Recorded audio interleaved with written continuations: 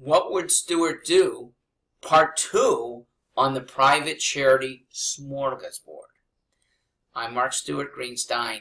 This is WWSD to follow up on the proposal that we have the state become an advisor to individuals to decide where charitable dollars go.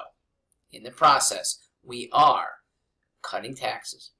We are empowering people to decide where our dollars are going to go and disempowering checked out legislators. So here's some objections, and I will be reading here. I've heard some of them, and I've composed hypothetically some others. So number one, hey, Mark, this is why we elect representatives. The representatives are there to do our fiscal will. Okay? But they don't. Your representatives get caught in quagmires. They have demands on them that don't relate to the proper funding of services, right? They pass omnibus bills without reading them. They deny good activities because, well, time is running out in the session. We hear that every June. At their very best, our legislators are diligent, but they have to then make political compromises. And compromises dilute the will of we the people. Direct contributions, by contrast, show the will of the people. Second objection, but people are too ignorant, or they're too busy, or they're too unconcerned, or they're too stupid to make smart or fair decisions. I heartily reject the too stupid, maybe the too busy, but they still have the choice of none of the above, and then their 70% defaults to the general fund. Now, arguably, even if they were stupid, stupid is no worse than politicians that for the last 35 years have not been funding their obligations. That's either stupid or evil or both. They've been funding boondoggles in excess. They've been leasing train cars from Massachusetts when they could buy them for less. They've been bonding projects to keep their true costs from taxpayers. They've been using not GAAP accounting like they should to assess their income in their earnings. Every one of these is either stupid or immoral or both. The best definition of smart or fair that I have is the informed will of the people. Objection 3, some agencies will get more than they need. Good for them. They'll be able to expand their efforts and cover more people, the same good ways, but to more. Most charities on the smorgasbord list, they'll give a statement about what they'll do with the excess. That might include, well, if we really have excess, it'll be in a rainy day fund. It might include our excess actually spills over to other kind of familiar, friendly charities that we think are worthy in case they get underfunded. Could an overfunded charity give the excess to its owners? Yeah, it's not going to then stay overfunded for long. If it publicizes that it's giving a bonus for good work, states how much in a fairly low percentage that the citizens can see and assess for themselves, 5 to 15% bonus sounds very reasonable. Paying 50% of the excess, that looks swamp-like. Charities that don't disclose their guidelines at all, they're probably going to get less funded in the first place. Remember, shining the light, big disclosure, is what really helps direct money well. Objection 4, this is blending government welfare with private welfare. Good. Private welfare is better than government welfare. Just as a private clinic tends to treat its patients better than the VA, just as the private FedEx tends to treat its clients better than the post office, just as most private schools do better for their children than most public schools, so will almost every privately funded service do better for its recipients than state-funded service. Number 5, this is blending government service jobs with private service jobs. That's very good. It's very good for employees because it gives them transferable skills. Right now, a lot of state employees are a bit afraid of cuts, maybe very afraid, because they don't see their skills getting taken up in the private marketplace. They can only stick stick tenaciously to state government employment? Well, they don't have transferability right now. With transferability, they don't have bad bosses forever. They can leave. They don't have lower pay forever. They can leave. They have more control over their hours, their benefits.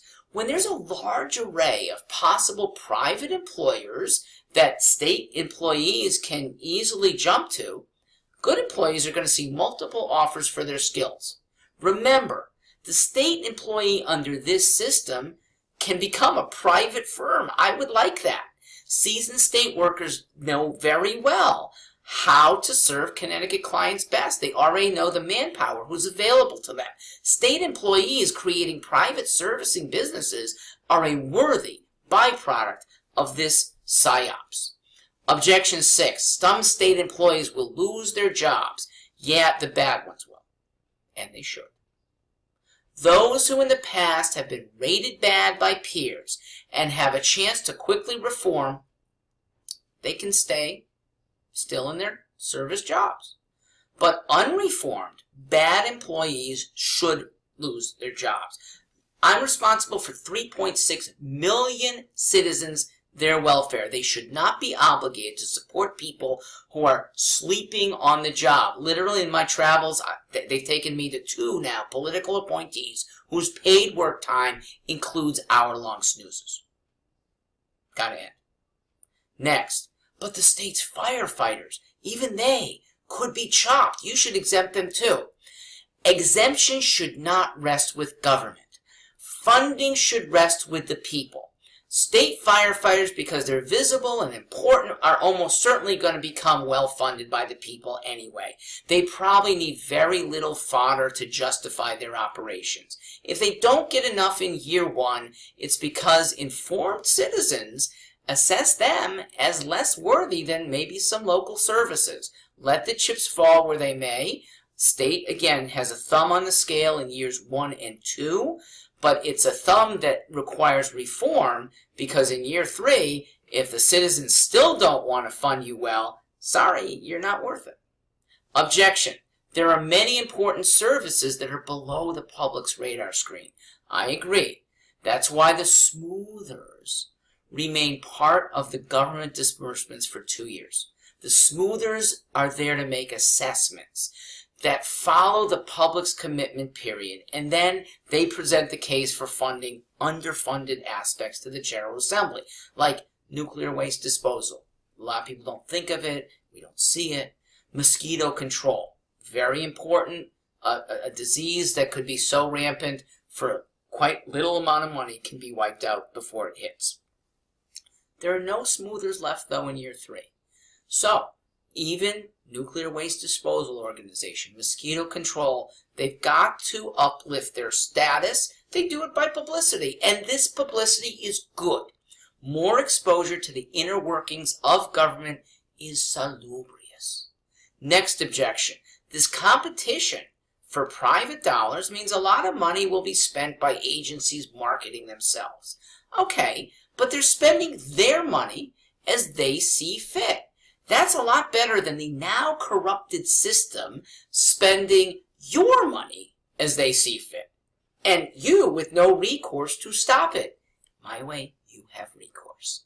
Spending on advertising is what all private firms do. State divisions moving to a private funding status, they'll be able to do this too. If they need help, they can ask their own staffers to justify their own groups. All the civic spending by Connecticut firms in this new scheme probably will be less than what Procter & Gamble spends in 1 year advertising hair products. Don't be afraid of that expense. Objection. This blends some government functions and private activity. I agree, and this is proper. Functions outside our Constitution should be private, or the public should vote one by one so there's clarity on the functions it wants to keep. Keep exclusively, keep partially for government, or wants to jettison. Once upon a time, welfare was not a government function. From the 1930s to the 1980s, governments usurped private welfare. With this usurpation, politicians could get more favor and more power. And it's no coincidence that despite more and better media about detailing the not so good about politicians, incumbents' re-election rates rose almost steadily from the 1930s to the 1990s. Gee, is it because they have a larger and larger trough that they control that gets them re-elected? Absolutely. You who are for term limits should automatically be in favor of this kind of control that goes to you. Thanks for hearing me out. I am Mark Stewart, and this is What Stewart Would Do.